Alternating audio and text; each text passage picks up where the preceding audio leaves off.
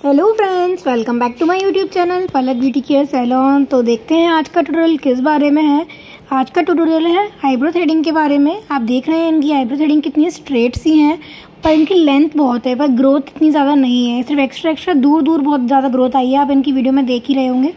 तो अब इसमें हमें ना कर्व शेप देना है और ना ऊपर से ग्रोथ नहीं निकालनी है हमें। वो मैं आपको सिखाऊंगी स्टेप बाय स्टेप कि हम कैसे बनाते हैं आईब्रोज। चलिए स्टार्ट करते हैं हम हमारा आईब्रो थ्रेडिंग ट्यूटोरियल।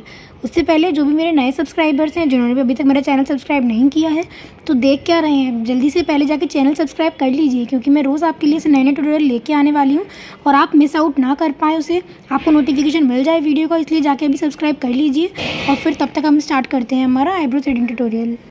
सबसे पहले आपने वीडियो में देखा होगा जितनी भी इनकी नीचे की जो एक्स्ट्रा ग्रोथ है काफ़ी दूर आई हुई थी, और तो मैंने सारी पहले वही क्लीन की है, क्योंकि हमें आईब्रो में कर्व शेप देना है।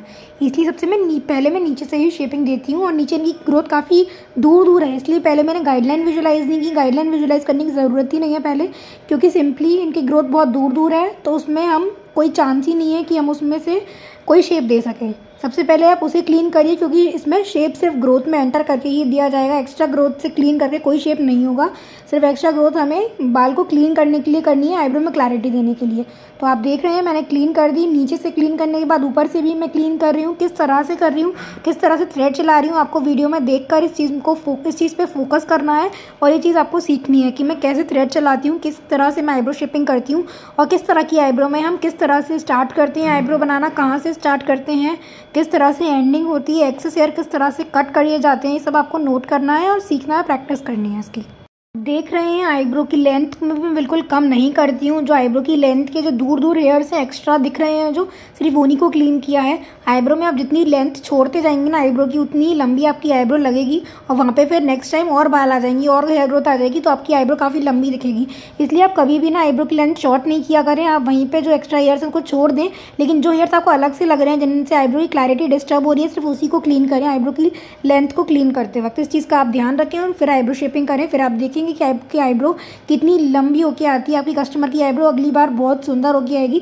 और ऊपर की ग्रोथ भी आप क्लीन ना करें। जब भी आप आईब्रो बनाए ना, आप ये चीज़ ध्यान रखें, नोट कर लें, बहुत इंपॉर्टेंट पॉइंट है कि आपको कभी भी ना ऊपर से जो ग्रोथ है ना उसको क्लीन नहीं करना है। आप हमेशा ना उसको छोड़ते जाएं। भले ही लाइट ग्रोथ है उसकी अभी, पर आप उसको छोड़ देंगे ना, तो नेक्स्ट टाइम वो उधर और भी ज़्यादा हेयर ग्रोथ आ जाएगी, और फिर आप उसी शेप को ना, उन्हीं हेयर ग्रोथ को लेकर आप पॉइंटेड शेप आराम से दे सकते हैं।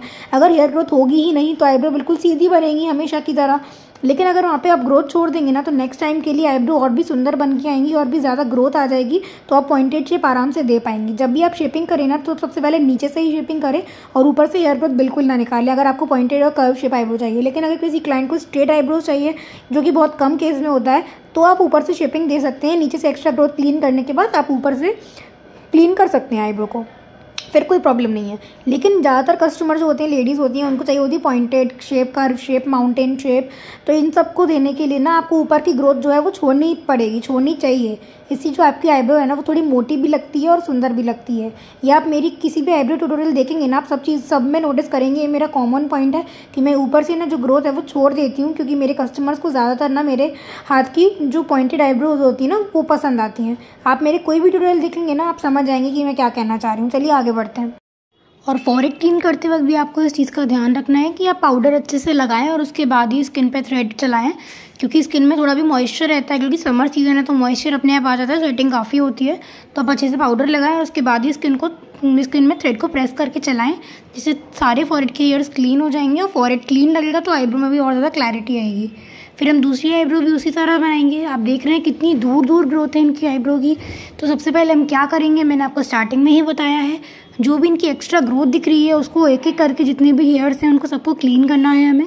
आप देख रहे हैं वीडियो में मैं किस तरह से कर रही हूँ, वैसे ही आपको भी करना है। सारे हेयर्स अच्छे से क्लीन करने के बाद आपको लेंथ में भी देखना है, कॉर्नर में, कि लेंथ हमें कितनी छोड़नी है, लेंथ में एक्स्ट्रा बाल दिख रहे हैं नहीं दिख रहे हैं।